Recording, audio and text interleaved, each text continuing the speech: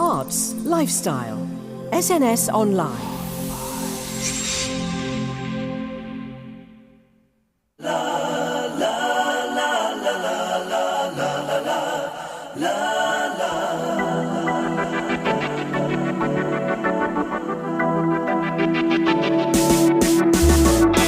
Hello and welcome to SNS Online. Today's guest is an icon of 80s pop culture who enjoyed chart-topping success with the band Kajagoogoo, including the #1 hit Too Shy, achieving both impressive record sales and later over 75 million streams worldwide.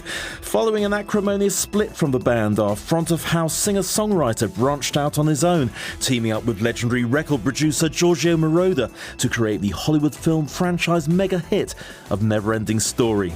And now he's back with a mesmerising, expansive new take on a classic America track from 1971. On the first part of the journey, I was looking at all the life. There were plants and birds and rocks and things, and there was sand and hills and rings. The first thing I met was a fly with a buzz in the sky with no clouds. The heat was hot and the ground was dry, but the air was full of sound.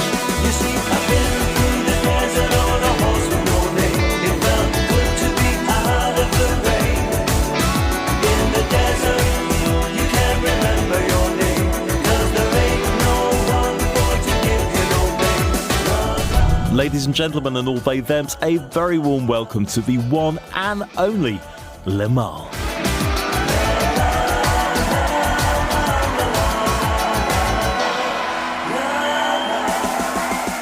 So Limahl, a very warm welcome to SNS Online. Also a blazing, confident return to the world of pop music with Horse with No Name, which I've got to say I absolutely adore and currently have on repeat any chance I get. Wow, that's a nice endorsement. Well, there you go. Hi, Nick. Well, it is always nice to create new music, and then there's this exciting stage where I'm getting all the reactions. It's tricky to tackle a classic, or what is construed as a classic, brave even. I think there'll be 70s aficionados who'll say, "How dare you?" And there'll be the other camp who'll say, "Oh, you've done something really interesting with this." I mean, I just was going to say the original version of Horse with No Name by America, we must flag up, and I am of that sort of vintage, but I remember it first time round. It's such a beautiful, timeless track. But I was thinking, so how can this be topped? But I mean, in my opinion, your reimagining of it, and it is a reimagining, is absolutely up there. Not in competition with the original, but as a standout track of its very own. It's so delicious and melodic, and also feels very now. Well, I tried initially. I thought, well, if I'm going to do this, I'm going to steer away from the guitar because it's all about guitar and the sort of 70s folk version. Yeah. And I was going to keep the track completely electronic because I found this a beautiful Jupiter 8 synthesizer sequencer. I started playing around with that. And it became the sort of main personality for the song. And then I did a TV show with Jane McDonald, and I had to perform Neverending Story with her band. And I met the guitarist, Steve Cooper. Steve Cooper, yes. Outstanding guitarist. And I sent him the track and I said, "Steve, just throw some ideas on this." And, it was really an experiment. I didn't really know if I was going to like it, if it was going to work. But OMG, when it came back, it was the absolute icing on the cake. But of course, it's a very different guitar to what's on the original. Yeah. So it's lovely to hear feedback from yourself that it's a very different. I put my own stamp on it, if you like. You absolutely have. And I love the video as well. It's so stylish and psychedelic, which obviously fits the trippy, hallucinogenic quality of the track itself. It's wonderful. Yes, it was really fun putting visuals to those lyrics because they're out there. Those lyrics are out there. They really are. And that's one of the reasons that attracted me to the song, because I'm a songwriter myself. But I could have never written a song like that. The writer Dewey Bunnell, who the American, was raised. He had to do a lot of traveling. His father was in an Air Force base near the desert, and that influenced, the song. Even though pop trivia, the song was actually written in the UK, in Puddleston, in Dorset. Wow, I didn't know that at all. Yeah, isn't that incredible? So apparently the album came out for America. The album came out in Europe without Horse, which was originally called Desert Song, and the band weren't that keen on it. And then I think it was Warner Brothers Warner Music who said, "Have you got any other songs?" And they sort of reluctantly, really. But I believe there were 2 demos before the final version. And I really relate to that because there were 2 demos of Too Shy with Kajagoogoo before the 3rd recording, which is the actual single. Wow. Okay, I didn't know that. Yeah. I just can't get over England being the venue for Horse with no name. Nothing says horse more than the Wet Tuesday and Did you say Puddleston? You see, I've been through the desert on a horse with no name. It felt good to be out of the rain.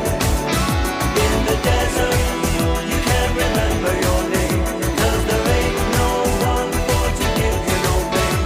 La la la la la la la. Just rolling back the years a little bit, especially for younger listeners who might not know the whole history of you and also Kajagoogoo. Initially, you were actually planning on being an actor rather than a singer. Is that right? No. Totally wrong. I'll shoot my No, I always had my heart and my head set on music. It's just that I was about 18 or 19. I was introduced to a theatre agent in London called Barry Stacey, infamous he was at the time. And, the agent wants to make their commission. So a couple of times he called me up and offered me theatre auditions. And I ended up doing Panto in Swansea. That was my first show. I didn't realise that. I obviously got that wrong. I thought that was your initial route into the singing. But it was good training because from the Panto, I went into a tour of Joseph and the Amazing Technicolor Dreamcoat, which is quite demanding vocally. Absolutely. Singing. Even when you're not on stage, you're in the wings doing the backing vocals, and it's 8 shows a week. From there, I went into a production of Godspell, and Godspell was exciting because there are 12 members in the cast, and everybody gets their own song to sing. And just for younger listeners, viewers, Stephen Schwartz, who wrote Godspell in the 70s, is also the writer of the musical Wicked, which, of course, this is now a massive movie. Wow. So how current am I? Yeah.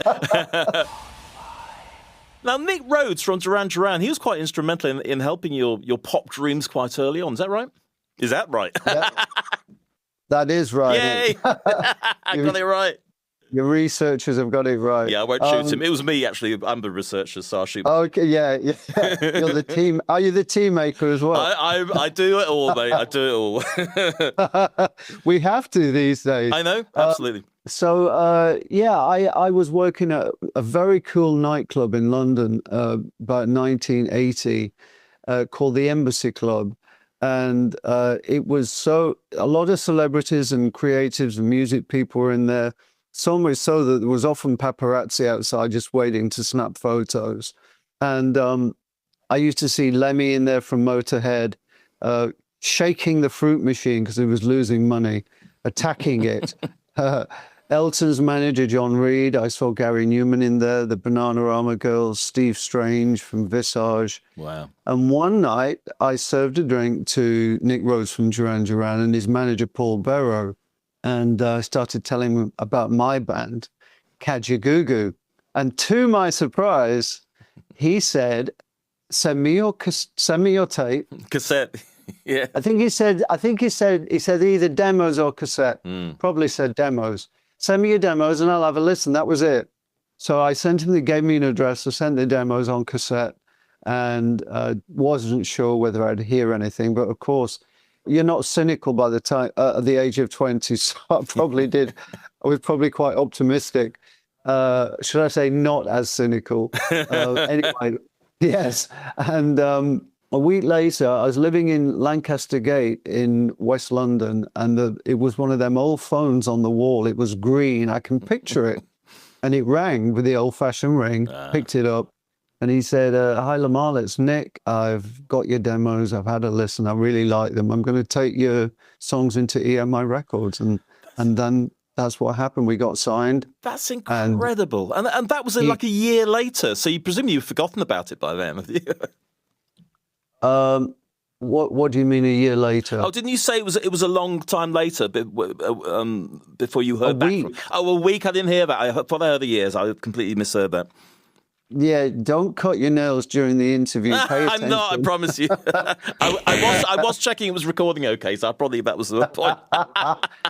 No, a week later, he called up. A week makes more sense, yeah.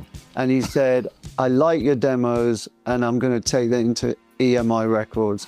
Now, there are many precedents for this sort of thing throughout the music industry. You know, Peter Gabriel helping Kate Bush, the Beatles helping Cilla Black. They wrote her first hit, Step Inside Love. And then, of course, Gladys Knight introduced the Jackson 5 to Motown, although everyone thinks it was Diana Ross, but actually it wasn't. It was because the father has talked about it, Joe Jackson talked about it in interviews, it was Gladys Knight. And in my case, it was Nick Rose. That's awesome. That's so amazing. Tongue tied or short of breath, don't even try. Try a little harder. Something's wrong, you're not naive. You must be strong. Ooh, baby, try. Hey, girl, move a little closer. You're too shy, shy. Hush, hush, I do I. Too shy, shy. Hush, hush, I do I. Too shy, shy. Hush, hush, I do I. Too shy, shy. Hush, hush. And Too Shy, it had something like 75 million streams to date. I mean, that's not bad at all. It's not bad. It's not bad. It was used in American Horror Story season 9. They actually had Kajagoogoo in the storyline, and they had an actor playing me, an American actor with not such a great accent. Just tried to do my accent. It sounded more Liverpool. Why didn't they get you in to do it? Because I'm not 22 anymore. Oh. And I don't look it. Well, you look magnificent. I'm sure they could do a little bit of AI tweaking if necessary. A little spritzer. Maybe. A little spritzer. We all need one of those. Yeah, maybe. But, do you know what? That was a real, it was a thrill. And, of course, they heavily featured Too Shy. And as I say, Kajagoogoo were actually in the storyline. We were performing at this festival. And, I won't give the plot away. No spoilers. Absolutely. But again, after that, the song is reaching a whole new audience. Yes. Because 40 years ago, the audience for that show are probably not born. I mean, that's the great thing about streaming now. And when they do use things like, Kate Bush and all the rest, it completely opens up those classic tracks to younger listeners.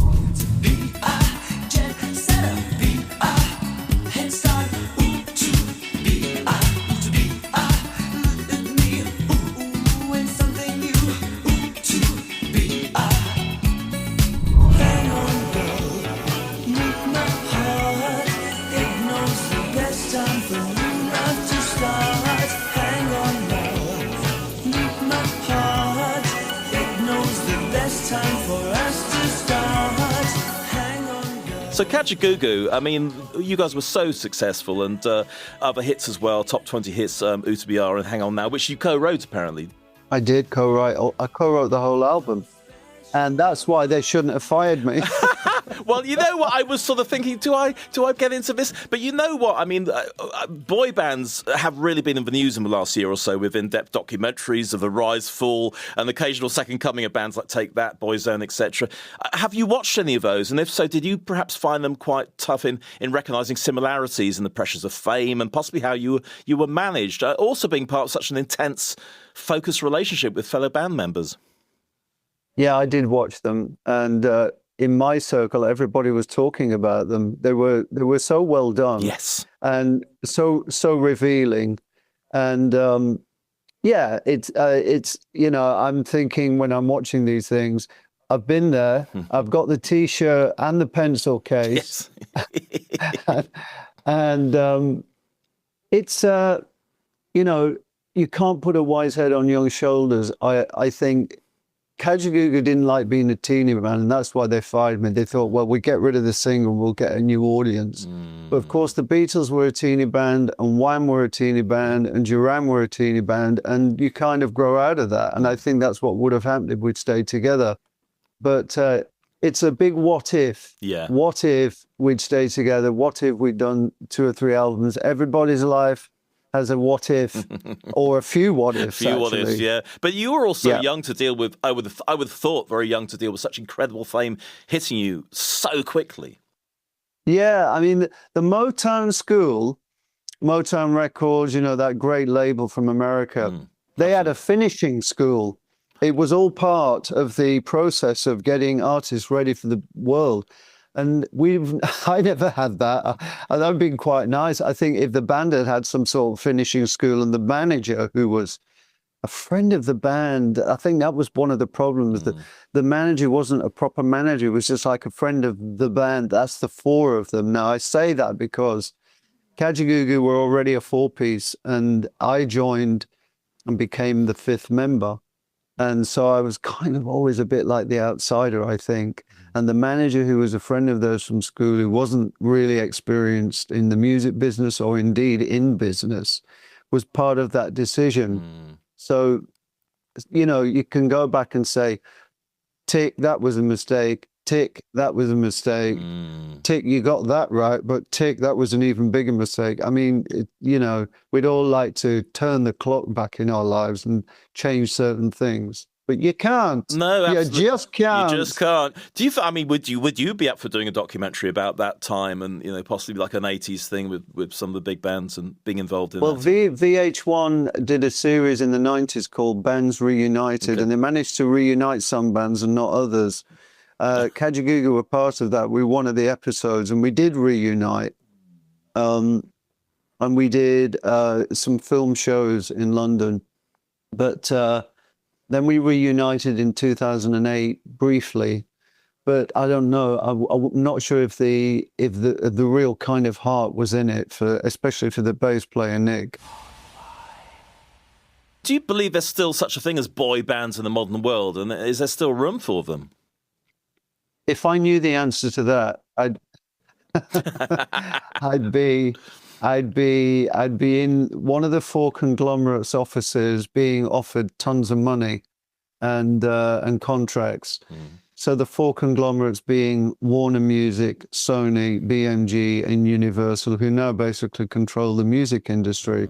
When Kajagoogoo were looking for a record deal, there were about 40 independent labels that you could go and see. Amazing. They've all been swallowed up now, so it's very difficult.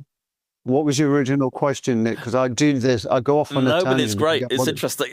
I just said, do you think that the idea of a boy band, is that sort of in the past more now? I mean, I know we have big bands like, oh God, I've gone complete blank on any of them now. But there are, all male.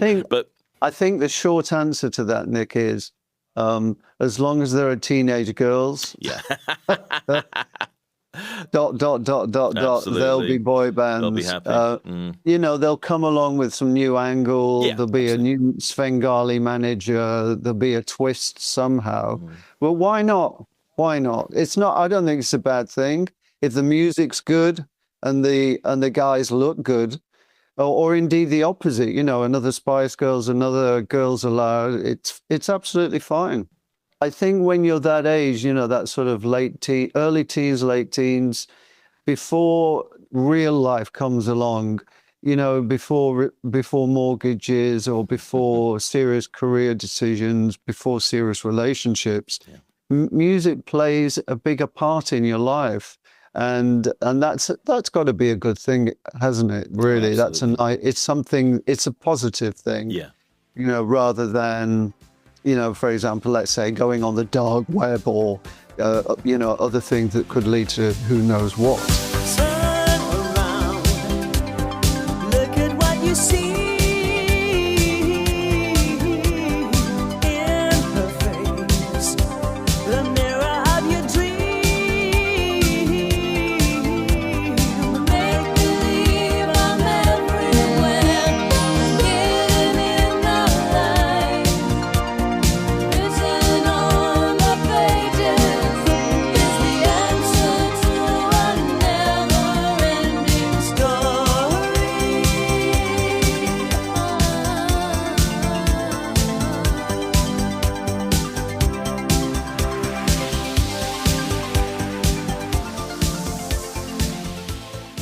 I just was going to flag up the fact once you were removed from Kajagoogoo, it's not that, you know, you were just sitting on your laurels. You proved yourself as a solo artist anyway with Only for Love, and a never-ending story, which I don't know if you're one of these people who slightly rolls his eyes, I'm going to do this again, but it is such a lovely, lovely, beautiful track, and to be connected to such a strong film franchise is wonderful. I mean, how lovely was that for you? Well, I'd never roll my eyes Oh, good. at talking about Never-Ending Story.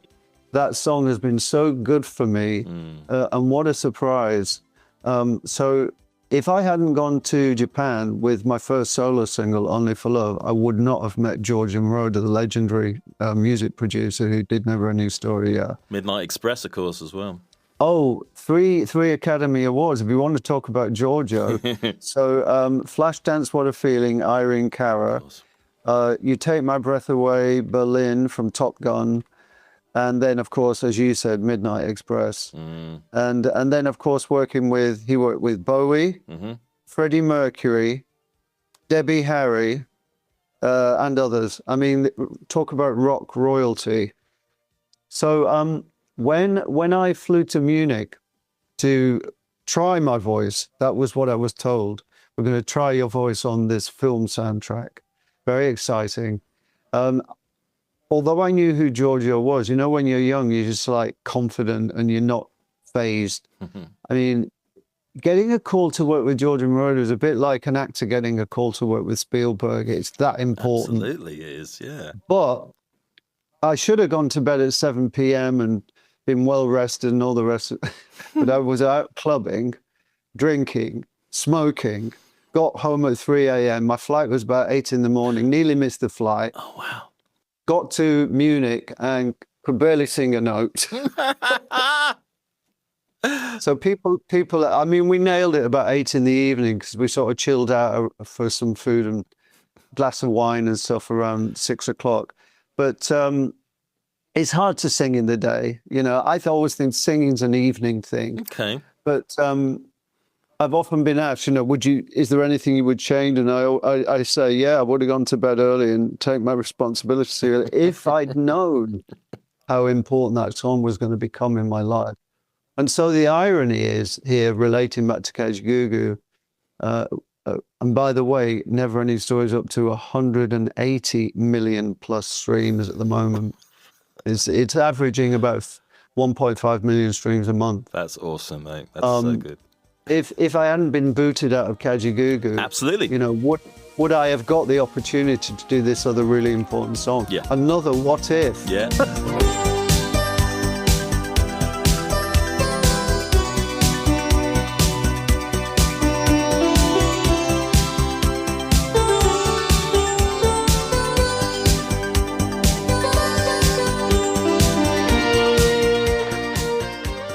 Is it true that Never-Ending Story is being re-released? It's on the soundtrack for Record Store Day or something like that? It is, Brilliant. yeah. The actual soundtrack. Quite right too. Yeah, the movie soundtrack. But also, there's a stage musical running in Spain. I was there for the opening night in Madrid in 2022. It's now transferred to Barcelona. And this is a stage production in Spanish. And I sat through it, and I don't really speak Spanish. I know a few words. Cerveza. Le cuento por favor to get the bill. Oh, the bill, yeah, yeah. Just to clarify, cerveza is beer. Beer, okay. Yeah. So, I've lost my thread now. I do this. So what am I talking? Yes, the musical. So I went to Madrid to the opening night, and I performed Never Ending Story at the end of the opening show with the three cast members. It was really great, really fun, big red carpet event. So, will that be translated to English? Will it end up on Broadway in the West End? That would be very exciting because, again, the song will just take another enormous step in its journey. And I was going to tell you something else about Never Ending Story. Yes, it's just been, the rights became available, and the family of the author have sold it to this was a big story actually about 6, 8, 10 months ago. Okay. Sold it to an independent production company who are going to make a live action series for one of the big streaming companies. What a good idea. So watch this space. Yes. I mean, that would make a fantastic high-end Netflix, chucking millions of dollars at it and all the rest of it, with your song heading it every week. Well, that's the question. That's the big question. Will they use my song? I doubt it, I think that song is so solid and iconic. And I think quite often, even when they update things like, I know, Harry Potter or whatever, certain iconic elements filter through because they're seen as so significant from the original and, just giving it that extra heart and that acknowledgement of the original. So I would be very surprised if it didn't feature in some way, even in the incidental music or something like that. If they do, then I might turn religious. Well, why not? It's the gift. Never Ending Story for me is the gift that keeps on giving. I mean, this year I'm performing at Cologne Pride in July. I'm going to Reykjavik in Iceland for the first time in September. Beautiful. There's some other shows being talked about, and it's because of Never Ending Story and Too Shy.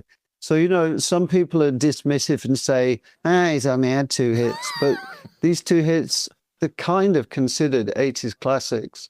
Yeah. Oh, absolutely. Yeah. Absolutely. And they've been very good for me, and I'm still enjoying the ride. I really am. Oh, that's so lovely. At 66 years old, I might add. I'm 66, got me own teeth. I'm not far behind you. I'm almost 60, so I'm just... I'm looking forward to my pension now. I've been saying that for 2 years. I'm willing myself to get older so I can get this money. It's hilarious. I just qualified. Of course, for 67. mine in Fantastic. December. Well, congratulations. Free bus pass. It's all happening for you. At night I can't sleep, 'cause I'm thinking of you.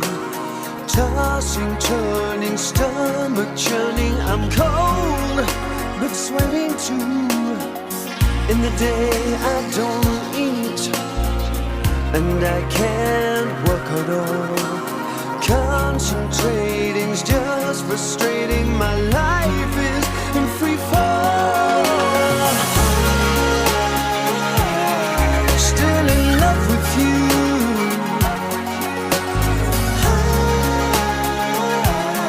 Still in love, it's true.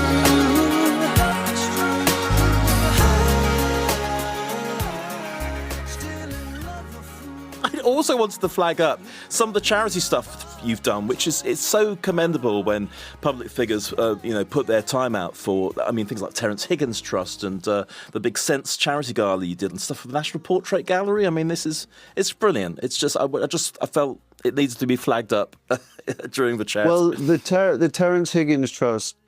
Terence Higgins, by the way, is kind of recognised as the first guy that died of AIDS in the UK. But that night raised over £100,000. Wow. So that was great. And the Sense charity was the same. It's the big charity events, they're really nice to do. Everybody's there, very compassionate. doing things for a good cause. Not dissimilar, of course, to the BBC's Red Nose Day. Yeah, yeah. We need charity, especially in this crazy world today. Scratch and Sniff online with Nick Randell. Tell us all the ways we can find you in the modern world. Yeah, so if you search any of the social media platforms, Limahl Official, so I'm there. That's easy. And then, of course, on the streaming platforms, it's just Limahl. And the single is released on the 25th of March. I'll link to ways to find the track on my socials anyway, so that's really the key thing. Yeah. Listen, Limahl, thank you so much. It's been a real honour to speak to you, and we're going to play out with A Horse With No Name. Thank you so much. Thank you, Nick. It's been a pleasure.